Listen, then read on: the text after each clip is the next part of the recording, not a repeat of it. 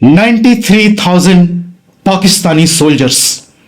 जी हां, आपने सही सुना, 93,000 पाकिस्तानी सैनिक एक साथ भारतीय फौज के सामने घुटने टेक देते हैं, सरेंडर कर देते हैं और फिर जन्म लेता है एक नया देश, आज हम जिसे बांग्लादेश के नाम से जानते हैं। क्या है कहानी, कैसे बनता है बांग्लादेश, जानेंगे हम आज के इस वीडियो में। ऐसे क्या कारण थे कि पाकिस्तान दो टुकड़ों में बट गया? पाकिस्तान की गवर्नमेंट ने कभी भी ईस्ट पाकिस्तान को प्रायोरिटी दी ही नहीं।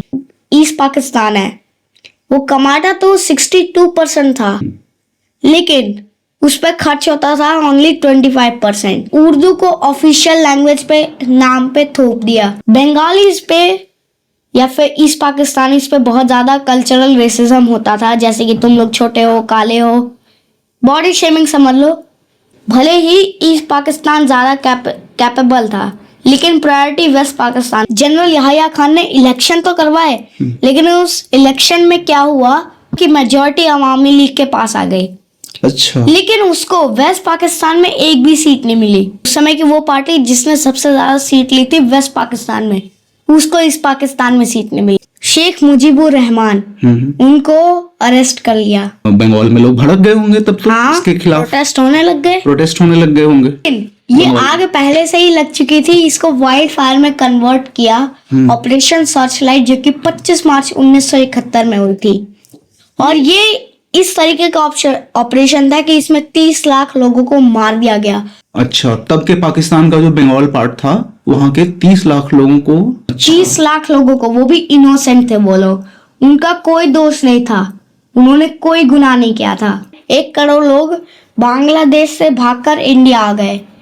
तो इंडिया का वॉर में एंटर करने का बहुत ही बड़ा रीजन है। वेस्ट पाकिस्तान के लोगों को ये मंजूर नहीं था कि अवामी लीग की सरकार बने। ऐसा क्यों? क्योंकि उन्हें एक बंगाली प्राइम मिनिस्टर नहीं चाहिए था। Oh, racism. Yes, it's pure racism. Okay. Election ही कैंसिल करवा दिए। कैंसिल करा दिया? हाँ। लोकतंत्र की हत्या। Field marshal Sam Manekshaw. Field marshal Sam Manekshaw, हाँ, उन्होंने सजेशन दिया इंदिरा गांधी को कि अभी हम वॉर नहीं लड़ सकते, और इसके कई सारे रीजंस थे। जो उस समय के मैप थे वो ब्रिटिश टाइम के थे, तो फिर हमें कोऑर्डिनेशन करने में दिक्कत होती। कोई बड़ी सी कंट्री हमारे साथ नहीं थी जिसकी आर्मी स्ट्रांग हो, लेकिन पाकिस्तान के साथ था उस समय का सबसे सेकंड पावरफुल देश मेरे हिसाब से अमेरिका। तो उस समय अमेरिका था पाकिस्तान के साथ, ना कि इंडिया के साथ। ये रूस के साथ 30 साल का समझौता हुआ कि अगर कोई इंडिया पे अटैक करेगा तो उसे खुद पर अटैक समझेगा। एक लिबरेशन ऑर्गेनाइजेशन बनी थी मुक्ति वाहिनी नाम से, उसको इंडियन आर्मी ट्रेन कर रही। प्लान तो नवंबर तक का था, लेकिन वॉर स्टार्ट होता है दिसंबर में। जो इंडिया चाहता था वही हुआ। पहले अटैक पाकिस्तान ने किया। अच्छा। 3 दिसंबर को पाकिस्तान ने 11 एयरफील्ड्स, कपूरथला, शिमला, आगरा, और मेरे को अभी 3 याद है, लेकिन 11 एयरफील्ड्स पे बॉम्ब गिरा दिए। इतना खतरनाक अटैक था, इतना खतरनाक कि इंडिया का एक भी सोल्जर नहीं मरा। पाकिस्तान का मोह में हो गया, वो लोग पागलों की तरह अटैक किया और हमने कुछ नहीं किया। हम बस अपना डिफेंस किया और कोई सैनिक नहीं मरा, भले ही 11 एयरफील्ड्स पर अटैक हुआ।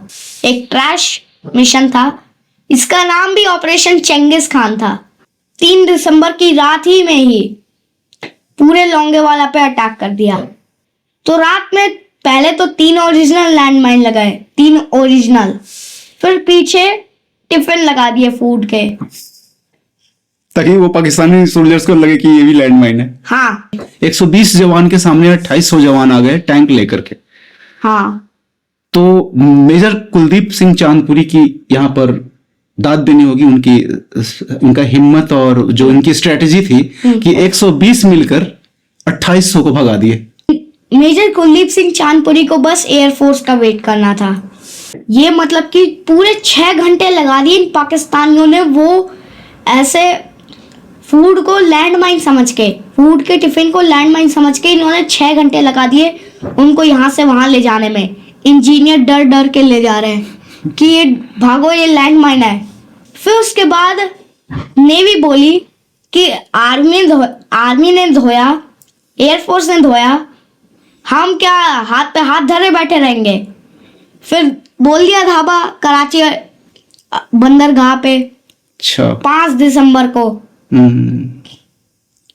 5 दिसंबर को कराची पोर्ट पे हमला कर दिया। और इंडियन- इतना गंदा हमला किया कि अगले मतलब कि बहुत टाइम तक, 1 महीना समझ लो, कराची बंदरगाह जलते रहा और लोग वहां से बच के ग्वादर भाग गए। और ग्वादर ऐसी जगह है कि अगर उसके बाद जाओगे तो ना बलोचिस्तान रहेगा ना पाकिस्तान, तुम ईरान में पकड़े जाओगे। और इसके चक्कर में अमेरिका की भी एंट्री हो गई। पहले तो पाकिस्तान इसे यूएनओ में लेके गया, यूएनओ में यूएसएसआर या फिर सोवियत यूनियन ने इसे वीटो कर दिया। अमेरिका के साथ आया था इंग्लैंड, लेकिन इंग्लैंड भी कुछ नहीं कर सका। अमेरिका अपना 7वां बेड़ा, इंग्लैंड अपना ईगल बेड़ा, इंडिया यहाँ पे अपना आईएनएस विक्रांत लेके खड़ा है रूस के 40वें बेड़े के सामने, मतलब 7। इंडियन आर्मी बाहर से मार रही थी, मुक्ति वाहिनी अंदर से मार रही थी। 16 दिसंबर 1971 को बांग्लादेश के रेस कोर्स मैदान में पाकिस्तान को चारों ओर से घेर लिया जाता है।